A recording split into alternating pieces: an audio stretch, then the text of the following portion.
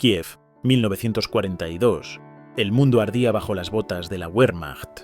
Pero en una ciudad ocupada, 11 hombres se negaron a morir en silencio. Eran futbolistas.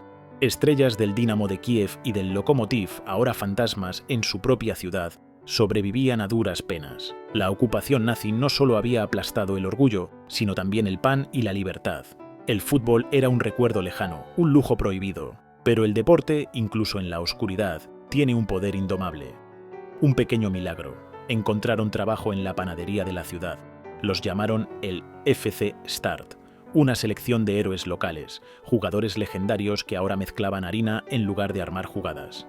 El fútbol reapareció como un desafío moral, una distracción peligrosa, un oasis de normalidad en el infierno de la guerra. Sus primeros partidos fueron una humillación para los equipos alemanes y sus aliados, los húngaros. Goleada tras goleada. El FC Start era invencible, 6-2, 9-1. Cada gol era un grito sordo de resistencia.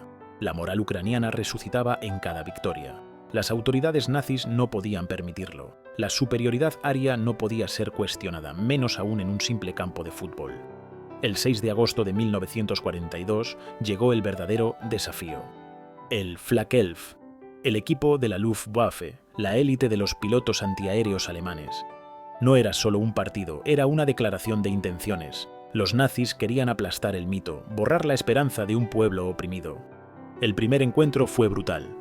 El Flakelf jugó con dureza, pero la magia de los ucranianos fue más fuerte. El resultado, 5-1 para el FC Start. La humillación fue insoportable para el comando general. Se ordenó una revancha inmediata, esta vez sin margen de error. Recibieron amenazas veladas y directas. Si ganan, no habrá un mañana. La tensión se podía cortar con un cuchillo en los vestuarios. La mañana del 9 de agosto de 1942, el día del partido de la muerte. El estadio Zenit, lleno de gente de Kiev, ávida de ver un milagro.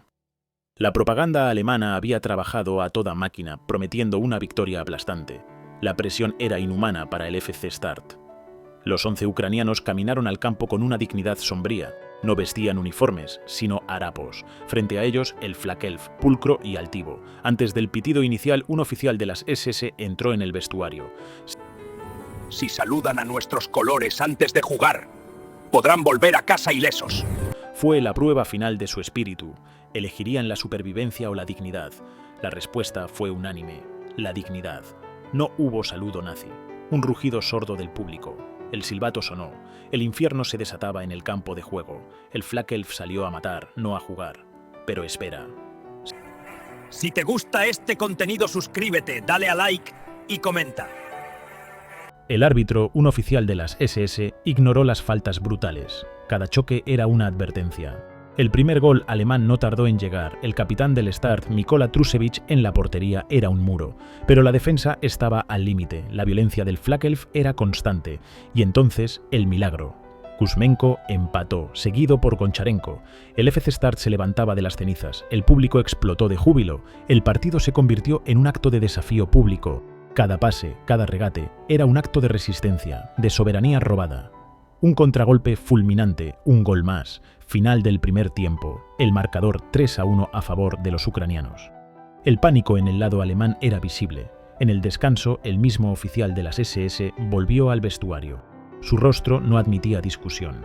Les recuerdo que este partido terminará con su muerte, si no pierden. La amenaza era cristalina. La elección, simple, vida o historia. Pero los jugadores del FC Start no eran solo atletas, eran soldados morales. Podemos ser fusilados, pero no seremos vencidos, dijo un jugador. El segundo tiempo comenzó bajo la misma atmósfera opresiva. Los alemanes anotaron 2 veces. El empate a 3-3. El juego se nivelaba con violencia. Parecía que la lógica del terror iba a imponerse. El Flakelf apretaba. Pero el corazón del Dinamo de Kiev latía más fuerte que nunca. Gol de Klimenko. 4-3. El estadio enloqueció. Ya no había miedo, solo éxtasis por el desafío. La respuesta alemana fue una falta brutal, no sancionada. Un jugador ucraniano es derribado. El árbitro se hace el ciego. La venganza fue deportiva. Una jugada brillante. El gol final. 5-3. El Flakelf estaba derrotado. El orgullo nazi, en el suelo. Anatoly Fedorovich Klimenko tomó el balón y en lugar de chutar, se giró. regateó al portero alemán y con el campo abierto, en lugar de marcar el sexto gol, se dio la vuelta y pateó el balón hacia el centro del campo.